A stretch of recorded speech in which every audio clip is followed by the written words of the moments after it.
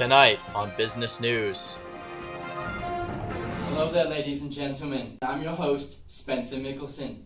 Today we're going to be talking with Matthew Tuck, a marketing analyst, about Apple Incorporated and their marketing platform.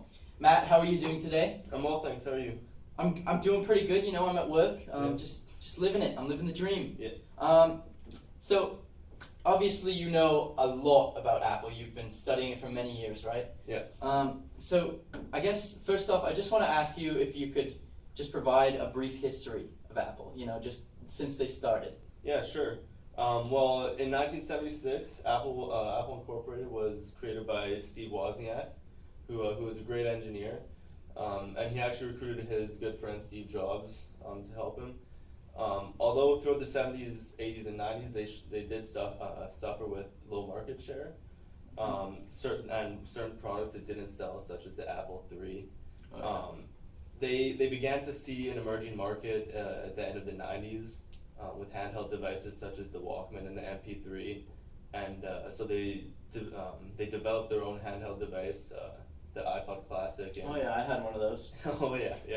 And it took off, and ever since then they've been creating revolutionary products. Well, you say they started with correct me if I'm wrong, but they started very PC orientated.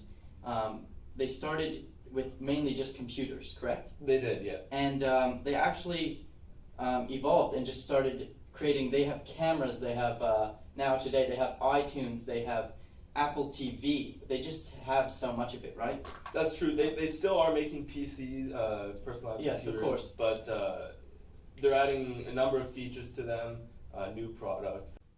Okay, thank you. So Matt, the next question I have for you is which companies do you find Apple competing against the most, and why? Well, Spencer, Apple's main competitors are Microsoft and Samsung. In the phone industry, Samsung is a large competitor to Apple due to their design, their similar user interface, and through very similar applications. Samsung phones are very comparable to Apple's. In the computer industry, however, Microsoft teams up with companies such as IBM, Dell, and Acer to design sleek-looking computers with the Windows operating system. So Matt, I would actually like to focus a portion of our discussion on the iPhone product line in particular. What kinds of things can consumers use iPhones for, and why do they have a competitive edge on Androids? Well, Spencer, iPhones have a sleek exterior and are simplistic, and the whole screen basically covers the entire phone. Additionally, iPhones have exclusive applications such as FaceTime and iMessage, and through factors such as these, Apple builds brand loyalty with its customers. iPhones can potentially do anything an Android can do, and more. So Matt, my next question for you is, how does Apple keep these customers interested? How do they keep getting people to buy iPhones, version after version? Well, Spencer, Apple's consistently releasing new generations of iPhones, as seen with like the iPhone 5 up to the 5S and 5C up to the 6. By doing this, it fixes problems that consumers had with the previous models, as well as it allows them to add new functions to the iPhones. As seen, the iPhone 6 is a bigger size than the 5. The thing with iPhones is they start good, but they get better, as seen through previous years and new versions. So Matt, I guess my next question for you now is, who is Apple specifically targeting? Who is their natural target market? Apple's target market includes teenagers through the use of social applications such as Facebook, a built-in camera as well as games, students through the applications such as iCloud, which allows you to connect to your computer, as well as Notepad, and individuals who are on the go who need accessibility and convenience. So Matt, so how does Apple set its prices for its customers then? Because you've established that they have brand loyalty, so are they able to set whatever price they want, potentially? Spencer, that's exactly right. Many individuals do believe that Apple overcharges for its products. However, through their brand loyalty and a rebuying consumer base, it allows Apple to charge higher prices for its products. So Matt, how does Apple promote their products? How do they do such a good job marketing all their products? Well, Apple uses advertisements to create brand awareness and product placement, which in turn makes their products exclusive. Additionally, Steve Jobs, back when he was CEO of Apple, was the voice of the company.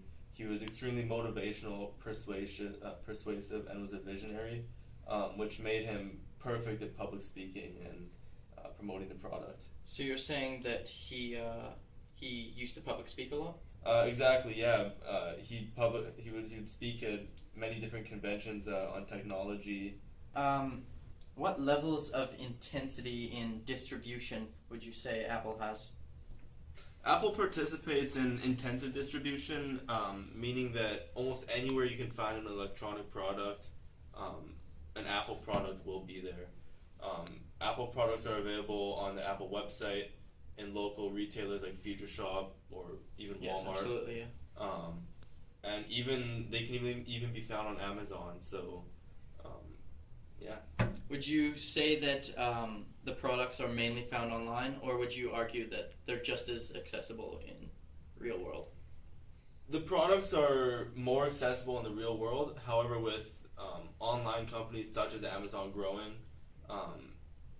electronic products are becoming more popular online. Okay. Yeah. So Matt, how does Apple? What's their overall marketing strategy? Well, their main marketing strategy is to focus on the brand.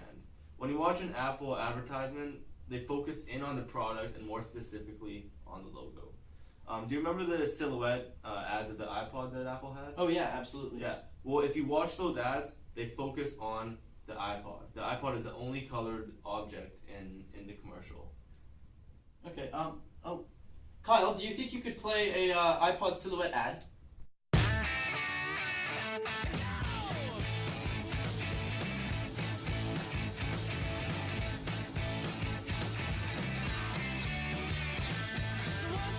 Take my hand and come with me because you look so fine that I really want to make you mine. I say you look so fine that I really want to make you mine.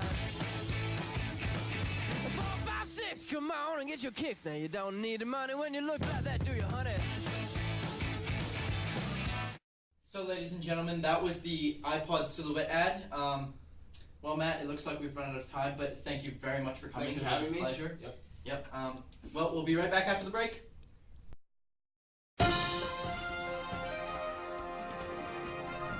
Welcome back, ladies and gentlemen. We talked recently with Matthew Tuck, who's a marketing analyst, and now we are joined by Kevin Woods, a marketing expert who has been studying Apple Incorporated as well. Welcome, Kevin. Welcome to the show. How are you doing today? I'm doing quite well today, Spencer. How are you? I'm good. So first thing I want to ask you is based on, would you agree with everything Matt Tuck had said?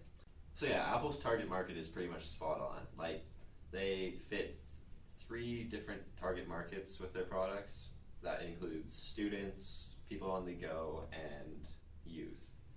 And what people love so much about their products is they're easy to use, they look really nice, they're technologically advanced, and they have a optimized user interface for the everyday user. So you say that their target market's on point. Would you argue that their price is also on point? Yes, their price point is at a pretty good spot right now, I'd say. The demand for their products is really high. Some would argue that their price point is actually too high, but I disagree with that because owning an Apple product is valuable in itself. And Apple has branded themselves as selling very valuable products that give consumers a great experience and make their lives much simpler. Their high price point also reinforces the claims of quality that Apple provides.